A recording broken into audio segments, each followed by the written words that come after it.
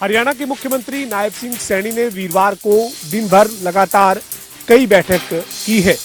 मुख्यमंत्री ने सबसे पहले 100 दिन के कार्यकाल पर प्रशासनिक सचिवों के साथ हरियाणा सचिवालय में बैठक की। करीब 3 घंटे चली इस बैठक में कृषि, शिक्षा, स्वास्थ्य समेत तमाम विभागों को लेकर सरकार ने 100 दिन की जो कार्य योजना तैयार की है उसकी समीक्षा की गई।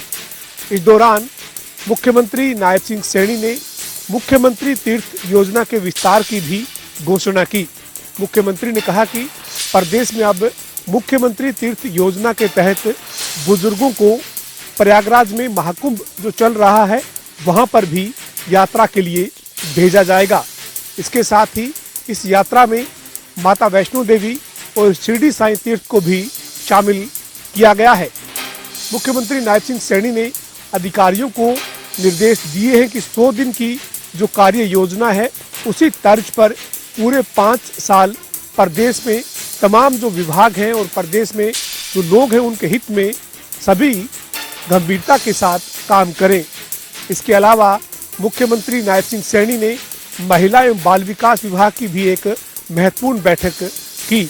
इस बैठक में महिला एवं बाल विकास मंत्री श्रुति चौधरी समेत तमाम अधिकारी भी शामिल थे। मुख्यमंत्री ने महिला एवं बाल विकास विभाग की बैठक में आगामी बजट में इस विभाग को क्या एलोकेशन की जाए और पिछले साल के बजट में कितना खर्च हुआ है इसको लेकर पूरी जानकारी अधिकारियों से ली है। मुख्यमंत्री ने अमृत सरोवर और नाबार्ड को लेकर भी एक महत्वपूर्ण बैठक की।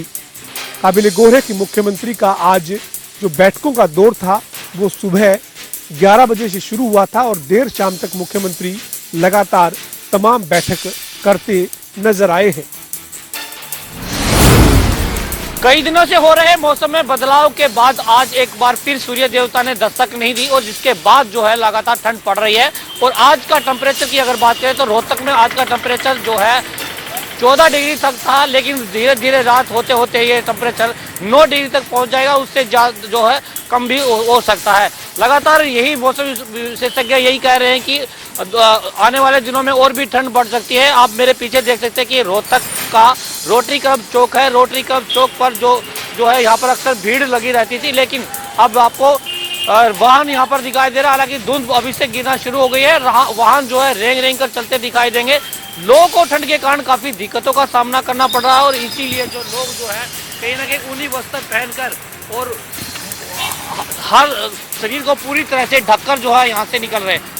धुंध जैसे जैसे रात बढ़ती जाएगी धुंध और होती जाएगी और भी गहरी होगी और लोग जो वाहन चलाने वाले जो वाहन चालक हैं उनको काफी दिक्कतों का सामना करना पड़ेगा, क्योंकि रोड पर कुछ भी दिखाई नहीं देगा। तो ऐसे में कहीं ना कहीं उनको काफी खतरा होता है और वाहन की जो गति है वो भी धीमी हो जाती है और इसीलिए जो है अब लगातार टेम्परेचर डाउन हो रहा है। हालांकि मौसम विभाग भी ये बता रहा है कि आने वाले कुछ दिनों में और भी जो है टेम्परेचर डाउन कम होने की संभावना है। तो ऐसे में कहीं ना कहीं लोगों को और भी मुश्किलों का सामना करना पड़ता है। सबसे ज्यादा दिक्कतें रेहड़ी फड़ी या रोजमर्रा का जीवन यापन करने वाले, दिहाड़ी मजदूरी करने वाले लोगों को हो रही है, क्योंकि उनको रोड पर रहना पड़ता है बगैर छत के और इसीलिए जो है कहीं ना कहीं ठंड ज्यादा पड़ती है और ठंड के कारण जो ठिठुरन है वो और भी बढ़ रही है। क्योंकि अगर नमी की मात्रा की बात करें तो 89% जो है अब नमी की मात्रा पहुंच चुकी है। तो ऐसे में ये कहें कि जो ओस पड़ रही है उसकी बूंदे भी जो है साफ तौर पर दिखाई दे रही है और पाला भी जमा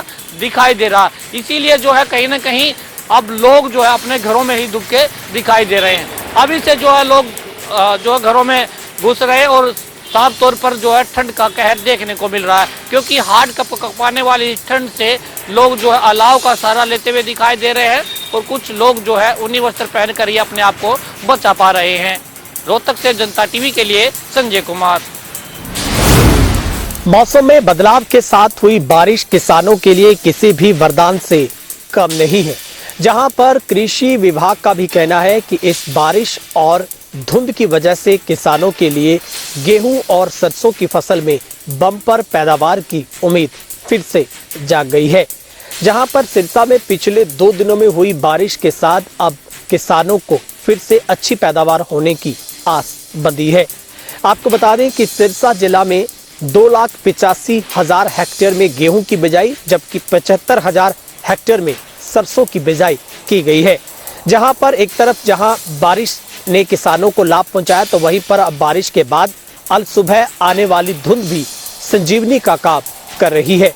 जहां पर चने, गेहूं और सरसों की फसल के लिए सबसे ज्यादा फायदा मिल रहा है। वहीं पर कृषि विभाग की माने तो सरसों और गेहूं की फसल के लिए अब ऐसे में सर्दी के मौसम में बारिश के बाद घना पाला जमने से भी नुकसान नहीं होगा। ऐसे में इस बार ये माना जा सकता है कि पिछली बार की तरह ही सरसों और गेहूं की फसल में किसानों को अच्छी पैदावार मिलेगी। वहीं पर बारिश की वजह से जहां पर लोगों को मुश्किलों का सामना करना पड़ रहा है, तो वहीं पर अब ठंड आगे से थोड़ी कम हो गई है। मौसम विभाग की माने तो आने वाले दिनों में भी मौसम में परिवर्तन लगातार देखने को मिलेगा और कहीं कहीं बूंदाबांदी हो सकती है। लेकिन घनी धुंध छाए रहने से विजिबिलिटी भले ही कम हुई हो, लेकिन किसानों के लिए ये धुंध भी एक बड़ी राहत प्रदान कर रही है। डबाली से जनता टीवी के लिए गुरविंदर पन्नू की रिपोर्ट। जींद के सिद्धों में एक दिल को दहला देने वाली घटना सामने आई है। एक कलयुगी मां ने अपने ही नवजात बच्ची को सड़क पर आवारा फेंक कर चली गई, जिसके बाद कि न कि जो कुत्ते हैं वो उस बच्ची को नोचते हुए नजर आ रहे थे। जब बच्ची को रोने की आवाज आई तो आस पड़ोस की जो आमजन है वो इकट्ठा होगा, जिसने मौके पर बच्ची को देखा कि जो एक ऑटो है उसके नीचे बच्ची को लपेटकर कपड़ों में लपेटकर भगाया गया था। जिसके बाद जो आवारा कुत्ते हैं वो उसको नोचते हुए नजर आ रहे थे। इसके बाद आमजन ने पुलिस को भी इन्फॉर्म किया। पुलिस मौके पर पहुंची और आमजनों की सहायता से बच्ची को सुरक्षित जींद के सरकारी अस्पताल में पहुंचाया गया, जहां पर उसका इलाज अभी चल रहा है। लेकिन कहीं ना कहीं जो आज के समय की बात है, जो कलयुगी माँ के ऊपर भी सवाल उठ रहे हैं कि जब अपनी माँ ही अपने बच्चे के साथ ऐसा व्यवहार करती है तो दूसरों से क्या आस एक लगाया जा सकता है। उसके बाद से कहीं ना कहीं जो कॉलोनी के जो आमजन है उनमें भी एक गहरा रोष था। उन्होंने कहा कि पुलिस से महिला के प्रति सख्त कार्रवाई कराने की मांग की है कि जिस महिला ने इस घटना को इल्जाम दिया है उसके प्रति सख्त कार्रवाई होनी चाहिए, ताकि आगे भी और जो महिला है वो ऐसी घटना को इल्जाम ना दे। और जो नवजात जो बच्ची है उसका इलाज सरकारी अस्पताल में चल रहा है और उसकी हालात है वो अभी ठीक बताई जा रही है। जींद से जनता टीवी के लिए सुनील कुमार की रिपोर्ट। टुंडी के पाई गांव में फायरिंग होने से दहशत का माहौल पैदा हो गया। कुछ युवकों ने कल एक बाइक सवार युवक पर ताबड़तोड़ फायरिंग की, जिससे वह गंभीर रूप से घायल हो गया। उसको बाजू पर और टांग पर और 2 गोलियां कमर पर लगी हैं, जिसे पुलिस अधिकारियों ने उपचार के लिए कैथल भेज दिया गया है, जहां उसका इलाज जारी है। पुलिस अधिकारी बलवीर सिंह ने बताया कि जो खोल घटनास्थल पर मिले हैं उनको लेकर जांच जारी है, पता लग सके कि किन हथियारों से इस पर फायरिंग की गई है। उन्होंने कहा विभिन्न धाराओं के तहत मामला दर्ज कर दिया और जांच जारी है। जल्दी ही आरोपियों को पकड़ लिया जाएगा। टुंडी से विजय बिगरानी। सैफ अली खान को रात में तकरीबन 2 बजे के करीब जो है एक हमलावर ने चाकू से हमला किया और चाकू से 6 बार सैफ अली खान के ऊपर जो है वो हमला किया है। और सूत्र ये बता रहे हैं कि उसके साथ साथ जो उसकी जो मेड है उसके ऊपर भी शायद हमलावर ने हमला किया है, लेकिन ये सूत्र के हवाले से खबर आ रही है। हालांकि सैफ अली खान को लीलावती हॉस्पिटल के अंदर जो है वो कराची में से एडमिट कर लिया गया। यहाँ पर करीना कपूर और सैफ अली खान उनका पूरा परिवार जो है लीलावती हॉस्पिटल में एडमिट है और यहाँ पर उनका जो इलाज जो है वो जारी है। हालांकि 6 वार लगने के बाद उनको कहीं ना कहीं जो है ऑपरेशन थिएटर लेके जाया गया। तमाम जो 4 डॉक्टर्स की टीम बनाई गई है, चारों डॉक्टर्स ने जो है वो ऑपरेशन किया हुआ है। न्यूरोलॉजिस्ट की बात करें तो न्यूरो सर्जन ने भी कहीं ना कहीं सैफ अली खान का जो है वो ऑपरेशन किया हुआ है। और हालांकि मुंबई पुलिस की बात करें तो मुंबई पुलिस की 6 से 7 टीमें बनाई गई है और मुंबई क्राइम ब्रांच ने 8 टीमें बनाई है और जो जांच है वो लगातार जारी है।